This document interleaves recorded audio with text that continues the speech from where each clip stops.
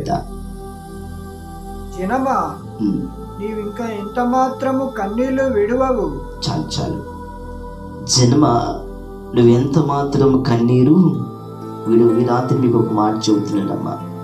ఏ విషయంలో కుమిలిపోతున్నావో, ఏ విషయంలో నలిగిపోతున్నావో, ఏ విషయంలో ఇంకా కన్నీరు కారుస్తున్నావో, ఏ విషయంలో కన్నీటి మయంలో నీ జీవితం నలిగిపోతుందో ఈ రాత్రి గమనిస్తావా? ఒక సమస్య నీకు ఉందంటే, ఆ సమస్యను నువ్వు జయించలేకపోతున్నావంటే సమస్య ఎక్కువగా ఉంది, ప్రార్థన తక్కువగా ఉంది. ఆ సమస్యను నువ్వు జయించాలంటే గమనించాలి, ప్రభు సన్నిధిలో నువ్వు బాగా గడిపినప్పుడు ఇక నీ కన్నీరు అనేది ఉండదు. సమస్య ఎక్కువ ఉండి ప్రార్థన తక్కువ చేస్తే నువ్వు రోజు కన్నీరు ఏడుస్తావు తెలుసా? రోజు కన్నీరు ఏడవాలి, కానీ సమస్యకి మించిన ప్రార్థనా శక్తి నువ్వు కలిగి ఉన్నప్పుడు ఈ కన్నీరు ఏడవలసిన అవసరం లేదు. నువ్వు కన్నీరు కాచాల్సిన అవసరం ఇంకా లేదనే మాట సత్యం. తర్వాత ఆయన నీ మొర విని నిశ్చయముగా నిన్ను కరుణించును. చూడు, ఆయన నీ మొర విని నిశ్చయముగా నిన్ను కరుణించును. దేవుని నామానికి మహిమ కలుగును గాక. హల్లెలూయా. ఆయన నీ మొర విని నిశ్చయముగా నిన్ను కనికరిస్తాడు. ఇందాక నేను చెప్పినట్లుగా సమస్య పెద్దగా ఉండి ప్రార్థన తక్కువగా ఉంటే నీ మొర దేవుని సన్నిధికి వెళ్ళలేదు, ఆయన కనికరము నీవు పొందుకోలేవు. సమస్యకి మించిన ప్రార్థనా శక్తిని కలిగి ఉంటే కన్నీరు ఏడవలసిన అవసరం లేదు. రెండోది, ఆయన మొర నిశ్చయముగా వింటాడు, నిన్ను కనికరిస్తాడు. హల్లెలూయా. తర్వాత ఆయన నీ మాట వినగానే నీకు ఉత్తరం ఇచ్చును. చాలు, నీ నోట వచ్చే మాటే ఆలస్యం. ఏమంటున్నాడు? ఆయన నీ మాట వినగానే నీకు ఉత్తరము ఇచ్చును.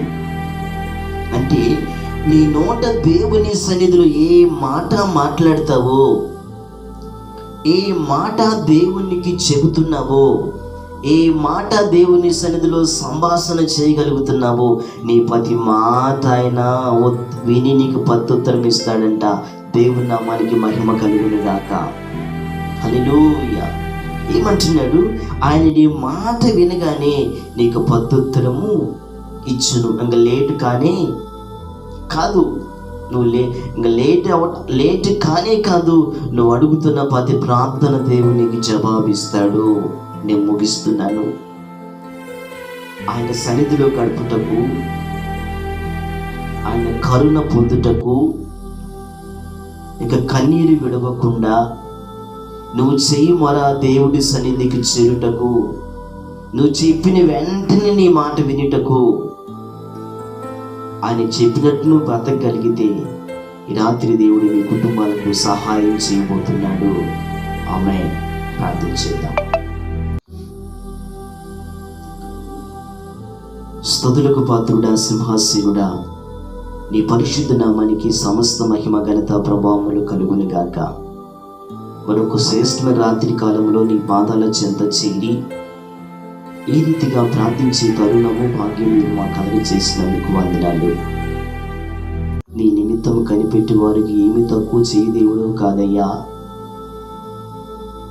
కనికరిస్తాను అంటున్నావు, వారు మొరపెట్టగా ఆలకిస్తాను అంటున్నావు, వారు మాట చెప్పగానే ప్రత్యుత్తరం ఇస్తానని వాగ్దానం ఇస్తున్న దేవుడు. ఇకనైనా వారి లోటుపాట్లను సరిచేసుకొని, వారి నోటి మాటను సరిచేసుకొని, వాక్యానుసారంగా వారి జీవితాలు స్థిరపరచుకొని, వారి వ్యక్తిగతంగా ప్రార్థన ఆత్మతో నీ సన్నిధిలో గడుపుకొని నీవిచ్చే అనుభూతమైన బలమైన కార్యాన్ని పొందుకున్నటకు, ఒక నూతన కార్యము, బలమైన కార్యము కుటుంబాల వ్యక్తిగత జీవితంలో కలగచేసి, వాక్యమైన ప్రతి విశ్వాస యాత్రలో బలమైన కార్యాలు జరుగునట్లు కృపెంబడి కృప వారిని ఆవరించుటకు, వారి విశ్వాస యాత్రని సన్నిధిలో ముందుకు నడిపింప చేయమని ఇంతవరకు పలికిన ప్రతి మాట ప్రజల గొప్ప ప్రభావితం చేయబడి వారి అంతరంగంలో ఉన్న ప్రతి కొదవల అక్కర్లన్నీ మీరు తీర్చి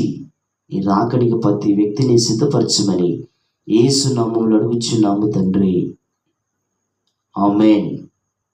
చిన్న ఆశీర్వాదం. మన తండ్రి యొక్క ప్రేమయు ప్రభువైన యేసుక్రీస్తు కృప ఇది మొదలుకొని అన్ని విషయములలో ఆయన కొరకు కనిపెట్టేవారిగా ఉండుటకు రాకడి సిద్ధపడుటకు పరలోకపు తండ్రి సహాయం చేయునుగాక. ఆమేన్.